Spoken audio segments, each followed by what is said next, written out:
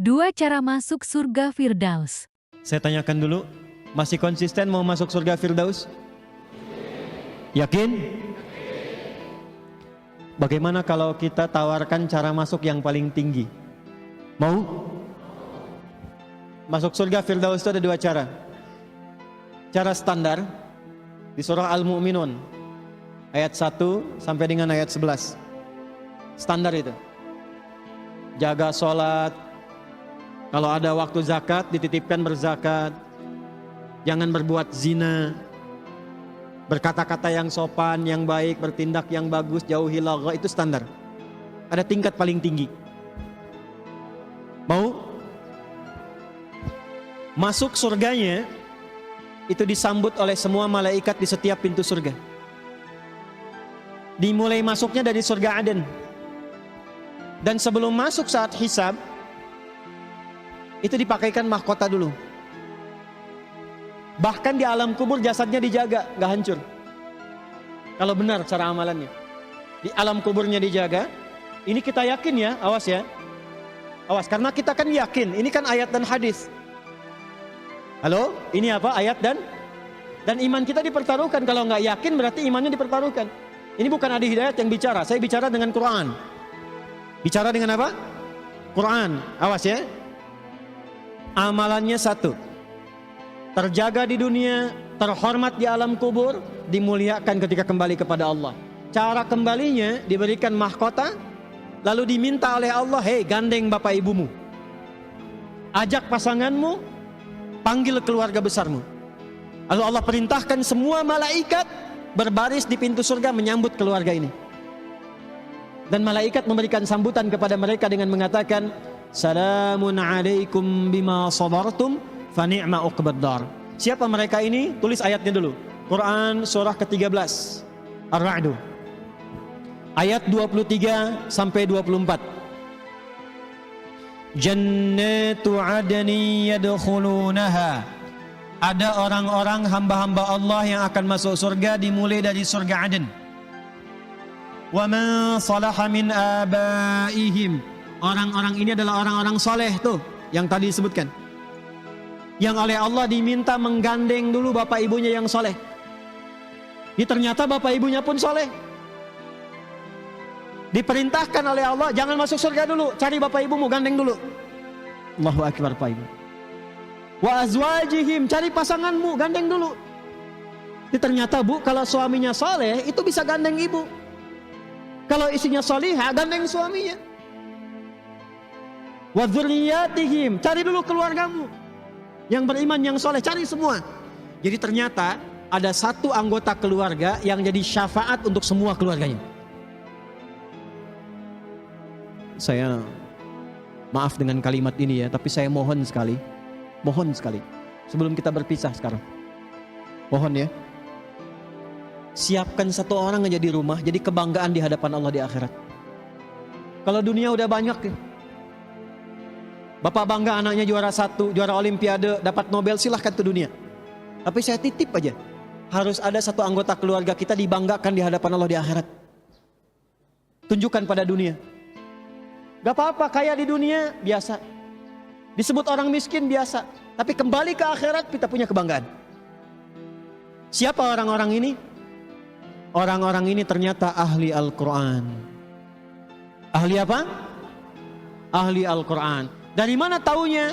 Tafsirnya di surat Fatir surah 35 ayat 33. Quran surah 13 ayat 23 dibuka dengan kalimat Jannatu adnin yadkhulunaha. Quran surah 35 ayat 33 dibuka dengan kalimat yang sama. Jannatu adnin yadkhulunaha yuhallawna fiha min asawir. Ada orang-orang masuk surga lewat surga Aden, nggak boleh masuk surga oleh Allah kecuali pakai jubah kehormatan dulu, pakai gelang-gelang emas, pakai mahkota kehormatan. Siapa orang ini? Ayat 32-nya ternyata ahli Al-Quran. Thumma awrasnal kitab alladzina astafaina min ibadina. Kemudian kami wariskan Al-Quran kepada hamba-hamba pilihan kami. Ketika dipilih oleh Allah, dia konsisten sampai meninggal menjaga Qurannya. Di akhirat dia menjadi syafaat untuk keluarganya. Dan sebelum masuk surga, kata Allah, Allah perintahkan kepada semua malaikat, wal malaikatu yadkhuluna 'alaihim min kulli bab, dan malaikat keluar menyambut di setiap pintu surga, mengucapkan selamat kepada keluarga besar ini. Salamun 'alaikum bima sabartum fa ni'ma uqbaddar. Selamat kata Allah, sampaikan pada malaikat, malaikat ucapkan selamat, kata para malaikat selamat, Anda sabar saat di dunia, sabar mengamalkan satu amalan ini. Silahkan nikmati surga yang telah disiapkan, tempat terindah yang belum pernah dijamah. Siapa orang ini? Golongan pertamanya ahli Al-Quran. Teman-teman, untuk menjadi ahli Al-Quran caranya 3. Ingat, ahli Quran itu bukan yang hafal 30 juz, salah. Bukan yang hafal juz 30, salah. Ahli Quran itu ada 3. Dan semuanya mencintai Quran. Semuanya mencintai apa? Quran. 1, ahli Quran itu ada yang senang ngaji, belajar dan membaca Quran. Tapi dasarnya cinta Quran.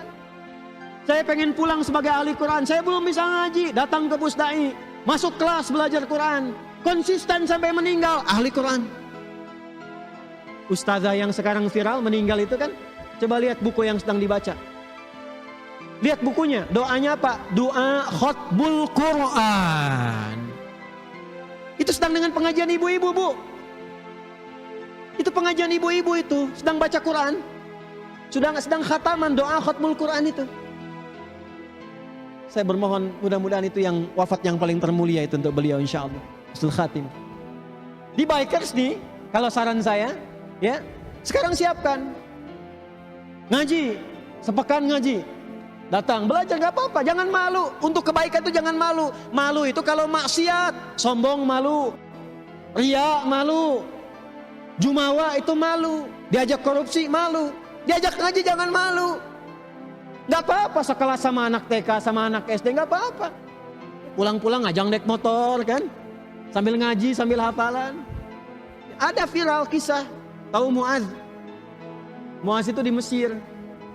Bapaknya biker, cuman motornya nggak sebagus Anda itu. Motor biasa. Apa bahasa Rusianya tuh? Butut ya? Itu. Ya, orang menyebutnya motor butut. Tapi apa? Dia jadikan itu sebagai kendaraan surga, road to jannah. Anaknya pengen minta menghafal Quran. Matanya buta kata orang. Tapi saya selalu mengistilahkan ditutup dari maksiat. Sehingga ringan hisabnya. Guru yang mengajarkannya 20 kilo kurang lebih jaraknya. Maka apa yang terjadi? Bapaknya modifikasi motornya supaya mudah digunakan. Lalu berangkat ke tempat menghafal, konsisten diantarkan bolak-balik. Setiap pulang, bapaknya nulis lagi ayat, disimpan di dashboardnya. Ini kisah nyata teman-teman. Kisah nyata. Di anaknya kalau pulang surat apa, nanti diantarkan, bapaknya nulis lagi. Disimpan di dashboard, di perjalanan, diperdengarkan anak baca. Bapak lihat ke depan, lihat ayat, lihat ke depan, lihat ayat. Singkatnya, tibalah waktu itu. Selesai hafalan, anaknya hafal Quran, bapak yang mengantar, gak hafal. Anaknya yang divonis buta, hafal. Hafal Qurannya, tajwidnya, makhrajnya sempurna seperti syekhnya. Viral kisahnya di dunia Arab, datang reporter, kemudian datang ke situ, mau wawancara. Ditanya, perhatikan kalimatnya.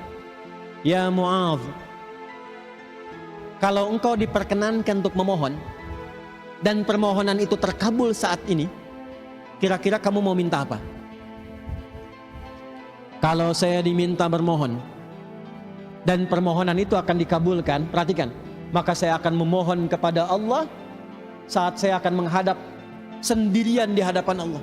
Enggak ada ayah lagi yang mengantar, enggak ada guru saya yang melindungi, hanya saya dengan Allah mempertanggungjawabkan semua perilaku saya saat hidup di dunia. Maka saya akan berkata, ya Rabb, ya Allah, saya telah berusaha menghafal Quran ini dalam keadaan mata saya buta sampai saya menghadapmu saat ini. Kalaupun saya memiliki banyak dosa sampai dengan hari ini, mohon ya Allah, dengan Quran yang telah saya hafalkan ini, ringankan siksa saya di neraka kalaupun saya harus mendapatinya. Anak kecil, belum dihisab, belum balik, mata buta, menghafal Quran, menjadi ahli Quran, hanya untuk menyiapkan bekal kembali kepada Allah dan minta diringankan siksanya. Siapa kita?